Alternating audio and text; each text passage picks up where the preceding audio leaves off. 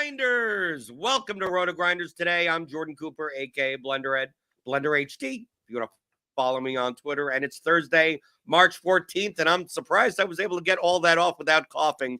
I've been under the weather for the past couple of days, so that surprised me. I don't know. My voice may give out, Taylor, by the end of the show. All right. So I can carry us if I need to. That's why you're here. This is the first time we've ever done a show together. You normally do the slate summary for the Correct. NHL. I read your stuff all the time, and typically picking the goalie that doesn't do very well, because picking goalies. Hey, no, it's been better this year. It's such a crapshoot. Oh, okay. I go on streaks, as is the case with any DFS player. I'll have a few good ones and then run off a few bad ones. So glad to get the call up from the writing world to the audio visual world. So it's a pleasure to be here. Right, but if you're a premium member, which you should be, if you click on the link in the description, get $10 off your first month. You'll read Taylor's slate summary, as well as the expert survey, as well as all of our projections, ownership, stack values, props and pick 'em, everything you need for NHL tonight. 12-game slate. Hit that thumbs up button on your way in the door. You know how much I like the thummy thumbs. Hit the thumbs up button in the morning. Join the Discord. Taylor's in there as well. Dane's projections are already being updated. They've literally been updated twice since I loaded them about 10 minutes ago.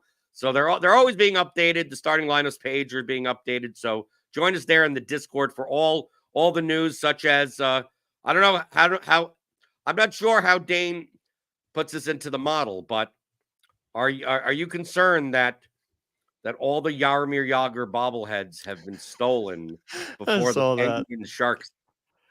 You know, I'm probably a little less or a little lower on the Penguins in general. We'll talk about that later, but I mean, that's just another hit. And I've seen their implied team total has gone down. I think that's probably the logical explanation, is that the team's morale is going to be a little lower tonight.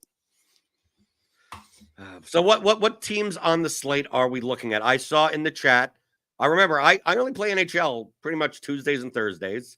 So anything that happens between now and then, I typically just find out the morning of.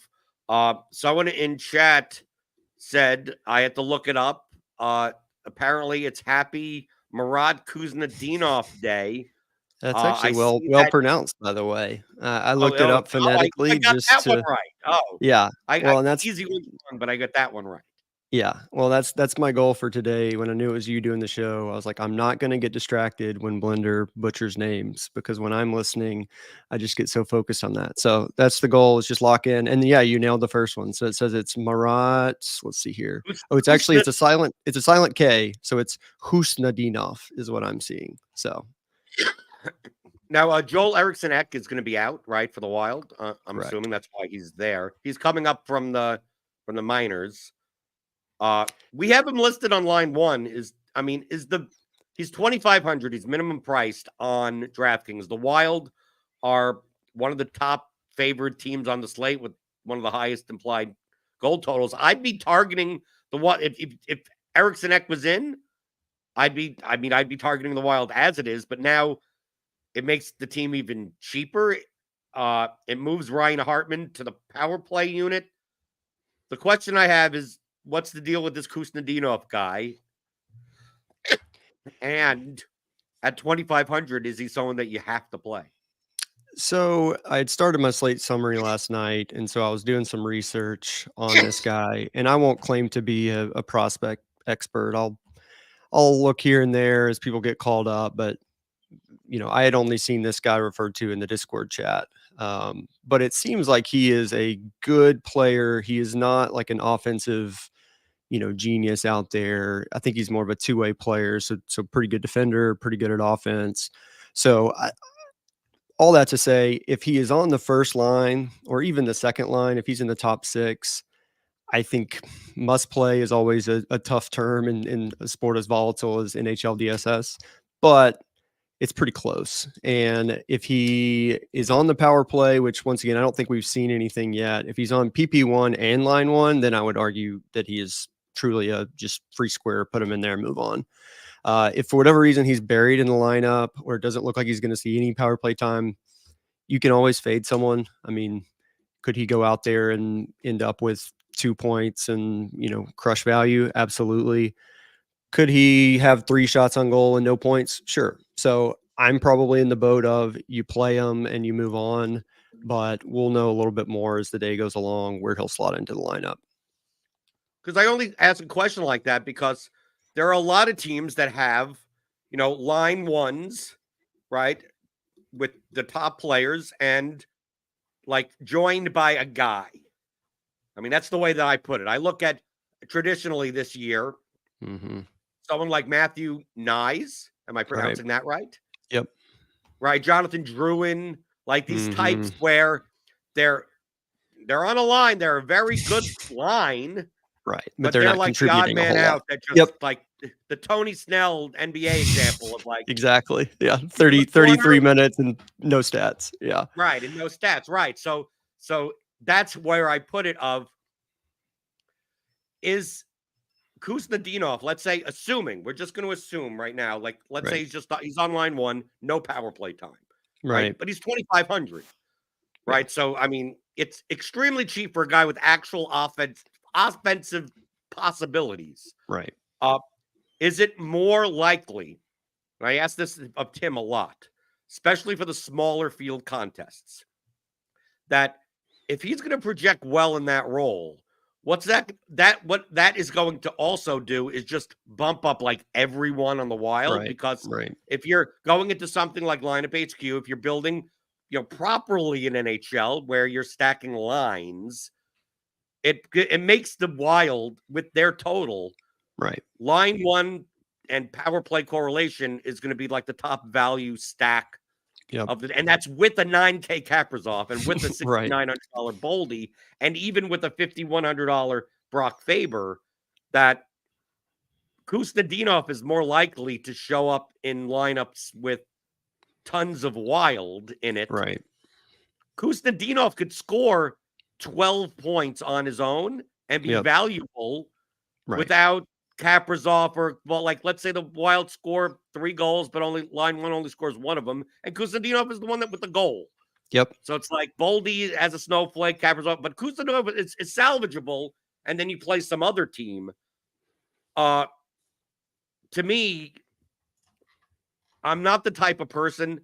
I typically my rule with one-offs in NHL, and this applies to baseball as well, and these types of very correlative sports, is that as the price goes up, the more likely I am if there's a high owned like player, as the price goes up, the less likely I am to play them as a one-off. Someone like Nathan McKinnon, someone like Austin Matthews. If you tell me that there's a slate where Connor McDavid is chalk, like I'd rather differentiate by playing him with 3 other people on his team that will be lower owned. Right. Because typically when someone at 9K gets there, they have to get there with 30 plus points. I mean, for them to truly be must have, most likely they're carrying tons of their line mates with them. But when on the cheaper end, like I don't need Kuznetsov to do much. Yep. Even though he's going to be correlated to guys like Boldy and Kaprizov, I'm less likely to play. Like, to me, especially in smaller field stuff, I'd be more inclined to not play Boldy or Kaprizov as one-offs, because if you play them, they're going to be in lineup with a correlated Kuznetsov at 2,500. So it seems like there's no purpose in why not take. Dude, if Kaprizov gets there, it's hard for me to say that line one doesn't get there also, because getting there at 9K is like 30 points. Well, and I think you're right. It goes that way. It doesn't have to go the other direction of, to your point. And I think there's actually two or three scenarios like this tonight where the other most popular team, I think, will be the Penguins. And they have a similar deal where Crosby's 8K. And you look at what his upside has been lately, it's not very high. But his line mates, if you go, he's got Michael Bunting, he's at 4.3K, Brian Russ 6.8. So it's like you could play. Oh, Crosby's 8.5. Yeah, so even worse. You could play Rust and Bunting without Crosby. Or, I mean, it sounds crazy. In theory, you could leave off, Kaprizov if you think that's the, if you're thinking Boldy, can get there with 20-ish, but that's what Kaprizov would get. Okay, that's not going to pay off at 9K, to your point. So I think people view it as all or nothing, and if I'm going to play one, I need to play them all, and that's not necessarily the case because they are priced so differently. Am I mispronouncing Kaprizov's name also? You said it. No, yeah, it's Kaprizov. It's Kaprizov. I've actually heard people say Kaprizov.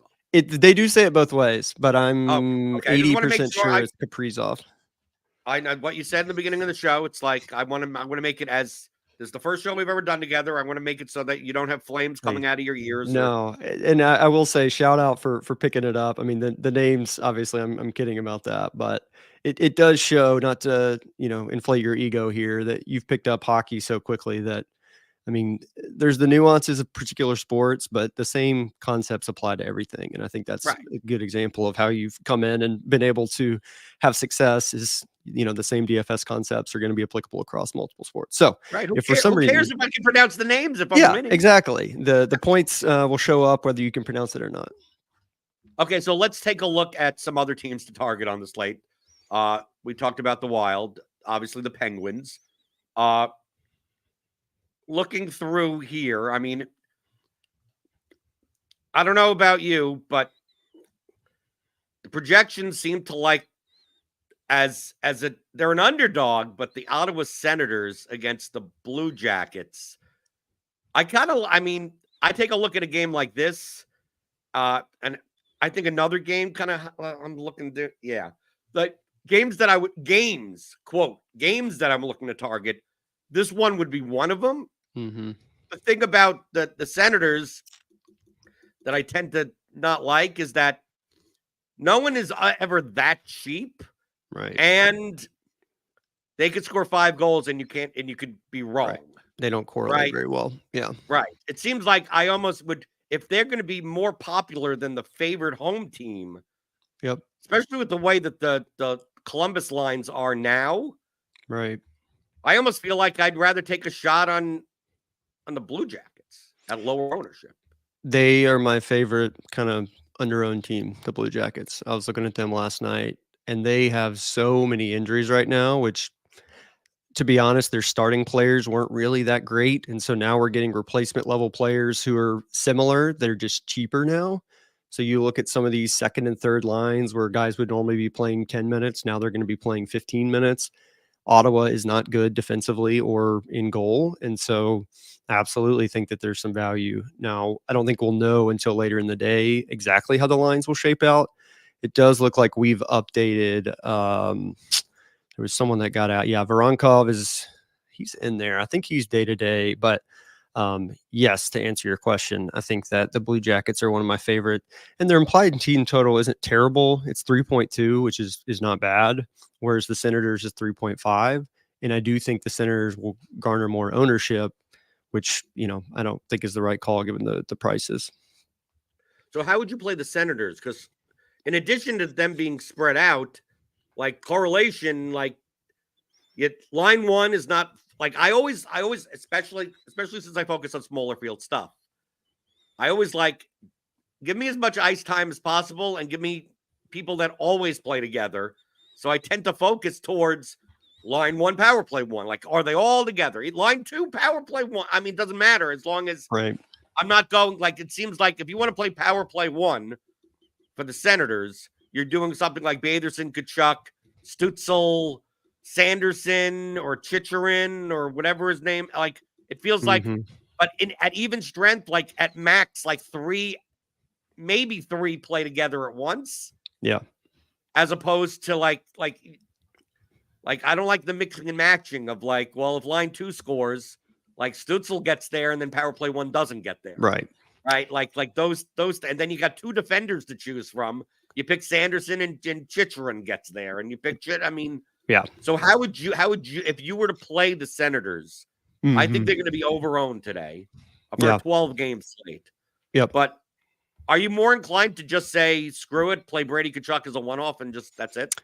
I think given that Batherson is now on the power play, which he has not been for a long time, I think I would probably go with that little duo of Batherson and Tkachuk. Batherson's price is still pretty low, I think, per dollar. I probably like him a little more than Kachuk now that he's on the power play. From there, I'm probably inclined to pick one of the two defensemen that's on the power play, and I will likely choose wrong because I'm pretty good at doing that on the Senators, and probably leave it at that. I don't think I want to guess between Pinto or Stützle and just, kind of ignore that so I don't get it wrong. It does leave things a little bit weird if you're going to wingers, depending on how you try to pair it up elsewhere. But I think that's the route that I would go is those two wingers and then maybe one of those two defensemen. Another game that seems to stick out to me. You tell me if I'm wrong or not. I like picking on the Devils. Mm-hmm. Right. I also like picking on the Islanders because they give up a lot of shots. But the Devils just give up a lot of goals. Yeah. So that's goaltending even better is than terrible. shots. Yep. Right. So I like this game in general. I think, even like a guy like Timo Meier is a one-off at 5,500. Mm-hmm. Seems pretty viable. I played him on the day last week where he scored 1 million points. Didn't have him in the right lineup. I came in like 4th in a contest. It was close. Yep, it was close. That's been me lately. Yeah, top 5s, but can't take down the big one. Right. And I remember that day. That was the day where Jake Edinger was the highest priced goalkeeper, and he gave minus 11.5 against just the Sharks. Meltdown. Yeah. Right. I think I have maybe the nut lineup, and I just got a goalkeeper that if you had started the backup or started nobody, a 0 would have, may have gotten you there. Would have been much better, right? But if I just got an average score, give me 12 points, I think I could have won. Yep. Then no, of course not. Of course, goalkeeper, you're done. So with Dallas, but I like the thing about the Stars, Taylor, is that I get into the same problem with the Senators. It's I know. I tend to want to play line one because of power play one correlation, but the power play time is distributed fairly closely, and even the line time is close. I mean, we've seen like Roope Hintz, is playing as much as Wyatt Johnston and is playing as much as Matt Duchene. I mean, no one's playing more than 20, 21 minutes. Most of them are playing 17 to 19. Yep. It makes me, from a value perspective, want to go down and take line 3 with Stankoven there. But that line also has no floor. It's all ceiling, no floor. And it feels so much safer with just Hintz, Robertson, Pavelski. But you're paying $6K each for these guys. Right. I'm assuming that you don't mind targeting the Stars, especially with Heiskanen or Harley, or one of the defensemen with 2 or 3 other guys. The question is getting this team right. Yeah. So you look at the game logs and you're right on line 1. I mean, everything lines up for them to smash on any given night.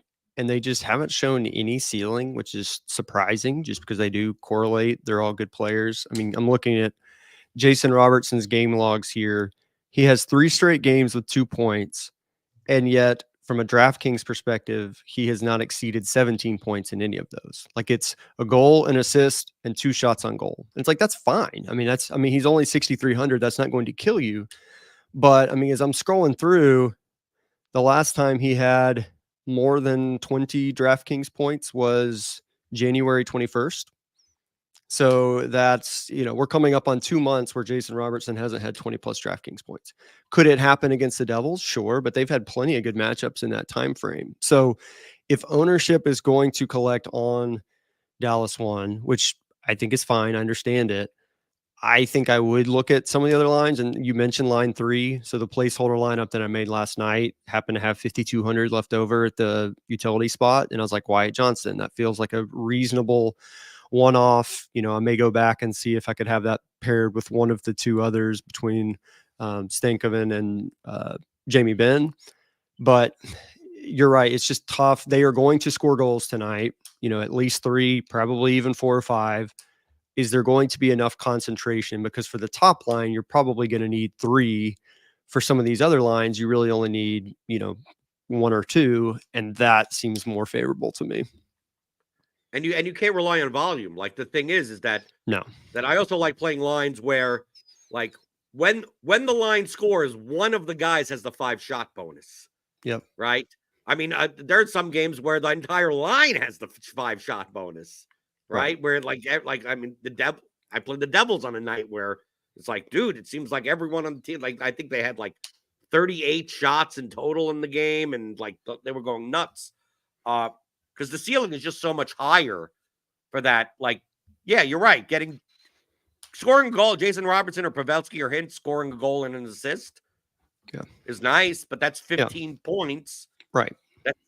It's could be part of a winning lineup, but it won't win you. Yeah, it's not going to carry you there. And at this price, it's kind of in that in between where you're basically going to have to pair them with another mid-range stack, and that other mid-range stack is going to have to do the same thing or a little bit more.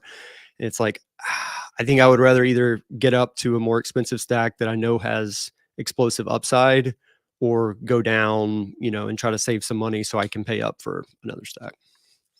Talking about paying up, we talked about Kaprizov or Kaprizov, depending on where in the country you are, where you're listening. The pay up today, at least from our projections, looks like probably one of the best matchups on the board there. It's on the road, but David Pastrnak, 9,700 against the Canadiens. And if you ask me on any given day, do you want to play any power play units against the Canadiens? I'm going to say yes. It just comes down to price. The thing is that it's the talking point. Yep. That I look at and I go, I'd love to play Pastrnak with multiple people that also play with him at even strength. And I go, yeah. I go, yep. Right, exactly. And it fit. Like, do I really want to play line 2 and no Pastrnak? It feels. I have that. Like, yeah, I have that written up right now. I may delete it, but in my slate summary, that's what I said potentially, which seems crazy. And I don't think that I've done that all year. Like when you play the Bruins, you play Pastrnak, but it's the same thing that we just talked about, where line 2, which right now we have Jake DeBrusk on power play 1. I think that's a little bit tenable. It seems like he and Van Riemsdyk kind of go back and forth. I'm not sure if Van Riemsdyk is going to be active or not. So, TBD on whether but if he is on power play 1, I think there's some validity in going with a line 2 stack and just hope that same thing. Pastrnak ends up with a goal, an assist, and maybe 4 shots on goal, so he doesn't get the bonus. And then you're like, okay, great.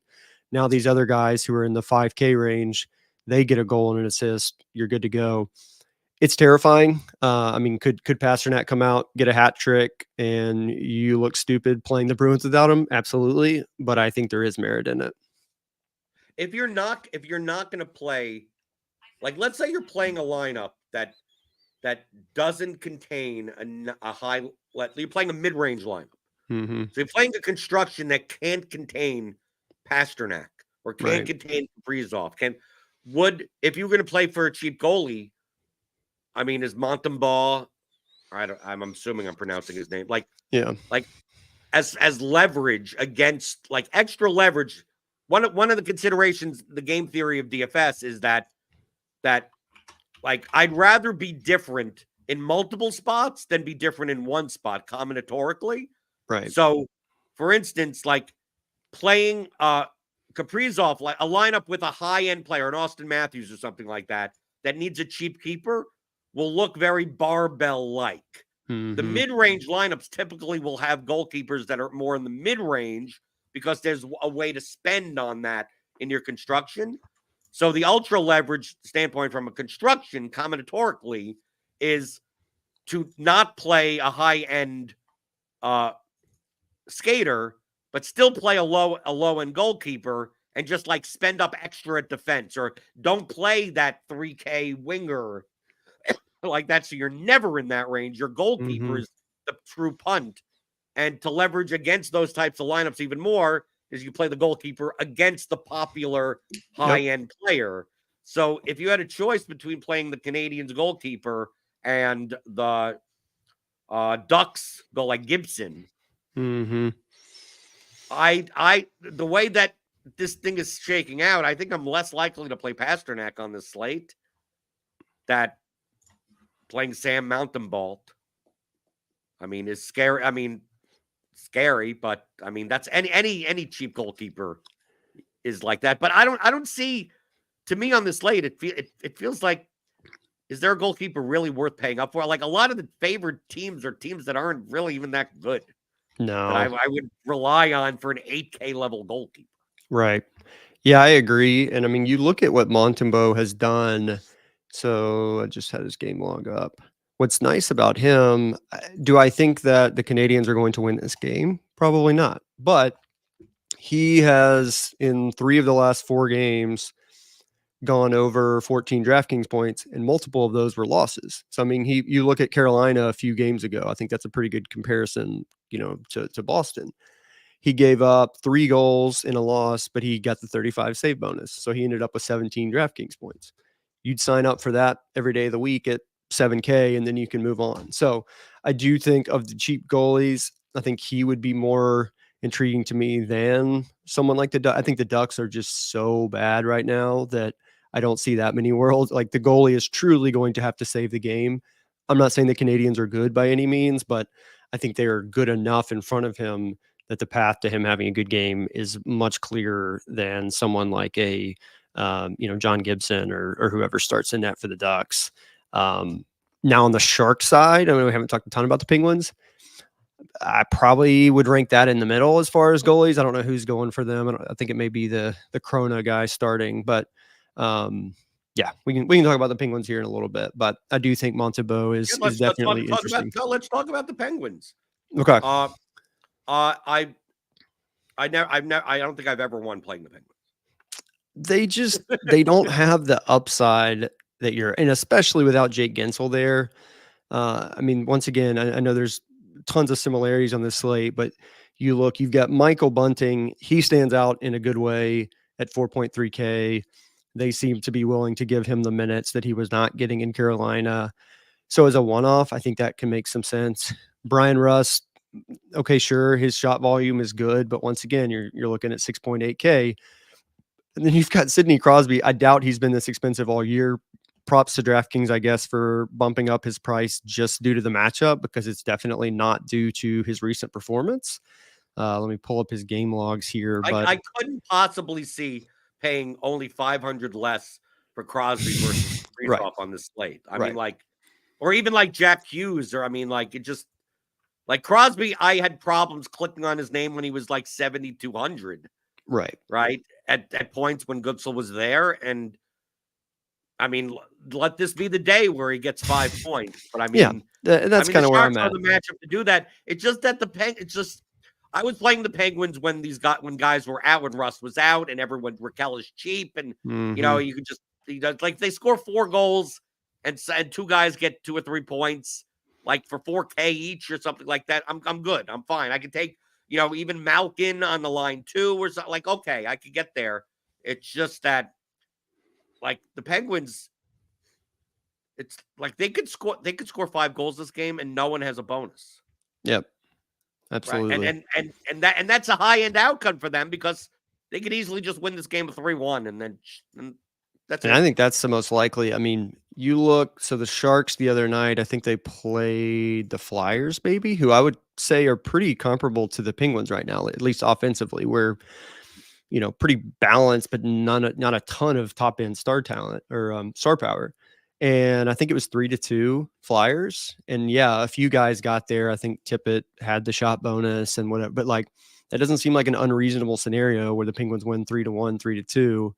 And if they're going to be up there at, 20% ownership or whatever, I'm fine to let that one go. So I think right now, if I'm targeting anything, it's probably Michael Bunting and just moving on from there. Definitely not Crosby unless something, changes throughout the day. But to your point, I can't pay that price tag for a guy that I've seen 0 upside for. Are there any other games on the slate that you're looking to target? So I think the team that I like the most, and they project fairly well, but I think Vegas is the one that I will be highest on compared to the field. So they play the Flames, and the Flames had a fire sale at the trade deadline and basically traded away 3 of their best players. And since then, they have been horrific defensively. I know, shocking that you trade away your best players. So I think especially if ownership does not come in super high on them. I mean, their implied team total ranks 5th or 6th on the slate, but I feel as good or better about them than I do some of the teams in front of them, like Detroit or Dallas. And really, for me, it comes down to that first line. The biggest bump lately is that Barbashev is now on the first power play, which he's not been for very long. And he's a low ceiling guy. I don't think you're going to get 3 points or anything from him. But if you told me he had 2 assists and 3 shots on goal, sure. I mean, that's 13 points. I would take that from him. And if he's doing that, Eichel and Marchessault are probably, in that same boat, hopefully with more shots and, maybe an extra point in there. So that top line, Marchessault, Eichel, Barbashev, I think will be one of my favorites of the night. Once again, especially if they don't garner a ton of ownership. Since TJ isn't here, right? TJ I call Dollar General, right? Because he comes on and he tries to go, I want to play, right? He's the guy that's like, I want to find a way to play the entire Colorado power play one year, right? It's like, I want to play McKinnon. I want to play Rantanen. I want to play McCarr. I'm like, dude, like, how's that who are you playing? I mean, in order to get that, he goes, I'll just find 3 guys that are like so cheap as long as they're correlated. I don't care if they play on the 7th line on the 3rd string minor league team. It's like, as long as they're there, I'll play them. Is that team today is Seattle? I mean, they're favored at home against the Capitals. Seattle pisses me off also because they're all cheap and you don't know who the hell is going to score on any, and they play evenly. But they did well for me back in October and November. Right. I was playing sub 5% own line 3 Seattle. Yep. And doing fairly well. And now they're not, Tolvanen and Gord and Bjorkstrand. I mean, they're back to being cheap, but I mean, I don't mind Burakovsky. I don't mind Beniers and Eberle. I mean, like, it feels like Seattle could score 7 goals and no one gets there because, like, it's all across everyone. Yeah. Like, but out of all the lines, like, ceiling wise, it feels like line 3 has the highest ceiling, and like 3,900, 3,300, 4,700. The power play time is pretty even, right? It's not like power play 1 gets like 80% of the work or anything. I'm not sure how owned they're going to be on a 12-game slate. The Capitals are a good matchup, but I don't think a good ceiling matchup. Like, they're a good median matchup, but typically the Capitals aren't one to give up 42 shots or anything like that. And Seattle also aren't the ones to take 42 shots. Yeah. So Washington did play last night and got just walloped by the Oilers. So they are capable. They allowed 7 last night. That's the Oilers, Taylor. I mean, I'm just saying. I mean, the second of a back-to-back after playing the Oilers is not favorable. So yeah, like, I'm not saying that Seattle is going to score 7 or that they're even close to the Oilers, but back-to-back, travel involved, like, I agree with you that this is a favorable spot. I don't think, as a single entry player, I don't know that I can afford to pick and choose which of these. So I probably won't be, but if I were an MME player, I think they would definitely be in the pool. And to your point, Seattle 3, Seattle 1, Matty Beniers is good in real life, and yet somehow he never produces anything of value for fantasy. I mean, he will score a goal and you're like, all right. And then you look and he had literally 1 shot and he scored on it. And so it's like, oh, there's your 10 points. Like, he has 0 upside. I think Jared McCann is the one that has the most consistency and upside, but he's 5.3K. So it's, you're kind of losing some of the appeal as opposed to line 3 when guys are in the, the 3Ks. Is my analysis laughable? Because Rob B and Chad is like Seattle 3 LOL. I agree with you as far as on smaller field stuff. I'm not necessarily sure you need to do that, but if you need to find, like, the aim is, let's say you want to play, I mean, even Minnesota, I mean, dude, even without, I mean, there aren't that many. The thing is that there really aren't that much to pay up for. But let's say you wanted to play Toronto power play 1. Right. Or like you wanted to play like a 4-man. Let's say you wanted to play 4-man, like Wild with, but even that you may not even need. Yeah, there's maybe enough value where you don't have to go. But well, if you want to do that and pay up at both defensemen, then that's a scenario where or you would like need Seattle. a lot of people tune in and they're like they have their own takes and they go like, okay, I know I want to play Pasternak today. Mm-hmm. And then it's like, now what do I do? And a lot of people end up in our Discord going, I need to find a line that has an average salary of like 3,800. And it's like, okay, well, obviously we have our stack values page for premium members that you could find that type of stuff. But people want to know, like, if you're going to, this is what I mean by TJ being Dollar General. Like, sometimes that works out. Yeah. That was timely with the mute. The fans want Dane wants to listen to you sneeze and cough. So I'm coughing, if anything. I'm coughing more than I'm sneezing. Tim has said we've already gotten word from the morning skate. Hartman is on line 1 and Kuznetsov is on line 3, at least for the morning skate.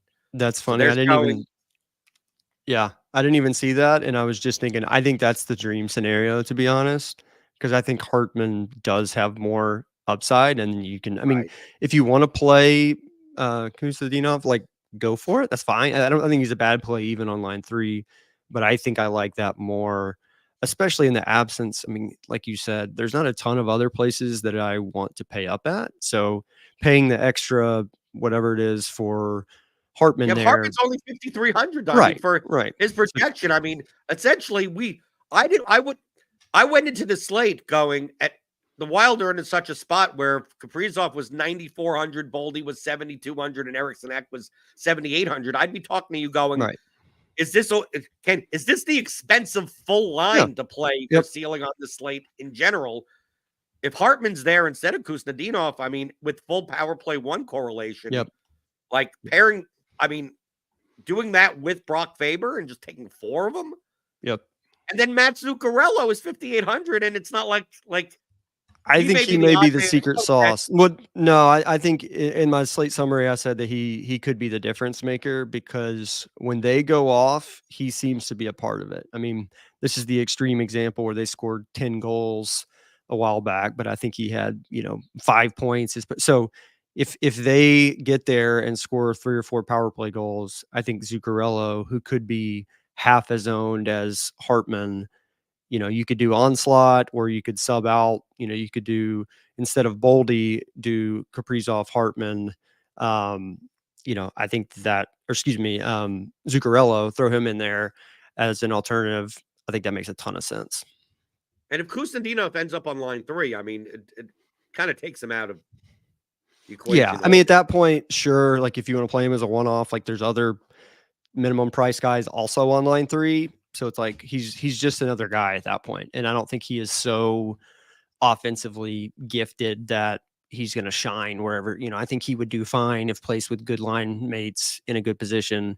But I don't think, he's way, way down the list if he is buried on line 3. Right. He's basically a guy that's going to play 12 to 14 minutes. Right. Which could he score? Sure. On a 12 game slate. You could find. Well, and I'd rather go, you look at, like we were talking about Columbus earlier. I would rather have a guy at 2,500 or, around that's going to play 16 to 17 minutes than the guy, because talent wise, they're probably not too different. I mean, the Kuznetsov is probably a little bit better, but yeah, give me the minutes of all things equal. Games to avoid. Yeah. I almost started with that. There's a few good real life matchups that are, so yeah, you've got it right there. Panthers, Hurricanes. Excited to watch that as a fan. Don't want a ton to do with it from a fantasy perspective. Same thing. Those are the 2 that I was going to mention. I think you can play them. I mean, once again, I'm a single entry player, so I'm not going to get there. Could you sprinkle in, the top lines for any of these teams? Sure. You're just looking. I mean, none of these teams are likely to score, 5 goals. So what you're hoping is one of them scores 3 or 4 goals and it's just concentrated, which that could absolutely happen. It's just not the most likely scenario. Right. I think on these teams, it's like, I don't mind playing a mid-range, like power play unit guy, like playing a Trocheck, playing a Stamkos, playing someone where on their own, if they score 2 goals at their price, could get you there, but you don't even need the rest of the line mates. And they're at a price where like Panarin at 8,900 or Kucherov at 9,600, they need a lot. Yeah. They need But- 3 points. They need Right. maybe the shot bonus. And once again, they could get there, but the matchup dictates. I mean, that's just unlikely. You're probably looking at 10 or 20% chance that happens. Right. The same thing for the Florida guys. Like they're all like 7K. If they score 2 goals at that price, so be it. I mean, that would be fine. Same thing for the Hurricanes, who one of those teams where I never get it right. And there's even with Goodsell they're essentially he's in the same role that just but now 7.4K there is a lot different than when he was in Pittsburgh and he was going to get 20 plus minutes and power play one. There's very little world where I would play Jay Gensel at that price in this matchup. Right. Typically I take a shot on like Svechnikov one-offs. Like that's typically my go, or Jarvis or Nate Schatz. Like those three. Yeah, those are the three for sure. And I mean, once again, could Svechnikov and Aho combine for 5 points? Like, sure, but you're paying, 13.5 for them. It's like, okay, great. Like, are they going to break the slate with that? No. And he said, yeah, exactly. Dane just said Gensel played 15 minutes. So that's kind of what I'm saying. We're in Pittsburgh. 7,400 for 15 minutes? Get out of here. And I just found out it's Sebastian Aho. No, Aho. Did I say? I may have just stuttered there. No, that would make things easier. So I don't know if you've seen. So there's 2 Sebastian Ahos. Yeah, right. Trust me. There's the good one. I've downloaded CSVs before. I know there's 2 Sebastian. He's the Luis Garcia of NHL. And this is the good one. But yeah. For those that don't know what we're talking about with this and Luis Garcia, you do not do enough data analysis. you do not do enough parsing or merging documents or trying to find players. It's weird, Taylor, that although pronouncing the names in NHL much tougher than MLB. Yeah. But there's less variations of the names in NHL than compared to MLB. So like other than the Aho or Aho or whatever. Right. Aho, yeah. Right. There's no E2 Lustel. I can't pronounce Louis Turinen's name. I can't pronounce the guy's name. Or Jesperi Kotkaniemi. Like there's no it's maybe a junior or a third, or it has a funny thing over the symbol, the umlaut or the whatever. Yeah. Right. So like you try to merge databases and stuff and things break all the time. Yep. You don't get as much of that in NHL, even though that's true. I can't pronounce half the names. Right, baseball I can. Ronald Acuna I can pronounce. Right, Luis Garcia I can pronounce these names. It's just that they come up 14 times in my Excel spreadsheets because no one's consistent between site to site on what the actual name is. Is it a junior? Does it have a comma? Does it have a period at the end? Right, that type. Or is he a relief pitcher for another team? I mean, we used to have what was his name on the Braves? Will Smith. Right. Yeah. He was the pitcher. The catcher Braves. Will Smith, and then exactly. Right. Then we had Max Muncy for a time. Right, it was on the Athletics. There was a. I didn't know there was another. I didn't see that one. If you do this enough, baseball much more because NHL. The thing is, Taylor. Our NHL projections are so good. Yes. Our NHL content is so good. Our NHL Discord is so good. I don't even bother. This stuff doesn't even affect me that much because it's gotten to the point where I just don't even bother looking anywhere else. Yeah. I mean, I wanted to shout out that baseball stuff sucks because I look other places and just that. Well, baseball's just a different for NHL stuff. Yeah. No, I was going to mention our projections if you didn't again, but so I used to do my own projections years and years ago. And it's not that ours were bad, but I just think the industry as a whole was a little bit behind. And thankfully, within the last 3 or 4 years, ours have gotten so good that I don't have to do that. And that saves me a lot of time. So thank you, Dane and company, for what you do, because I really do think that they're the best in the industry. And to your point, I don't use anything else because I don't need to. So you could use our stuff. Click on the link in the description. Get our premium subscription to RotoGrinders. Get $10 off your first month. If you're a premium member and you're around 2:30 today, you'll get Taylor's slate summary. Right, that's coming out later today. You also do. I mean, you don't. You do more than just NHL stuff, right? So recently, I have not. Through the years, I have done various other things with baseball, PGA. It's been a while. I quit playing NBA a few years ago, which was the best decision I've ever made in the DFS world. Getting married and all that's probably the best real life decision. But yes, no more NBA.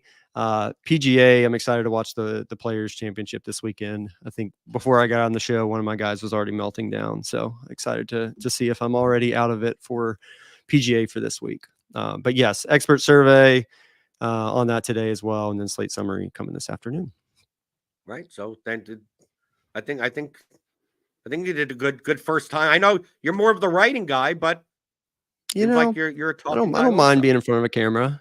What do they say? Face for radio and voice for print. Hit the thumbs up. If you like Taylor on today's show, hit that thumbs up button.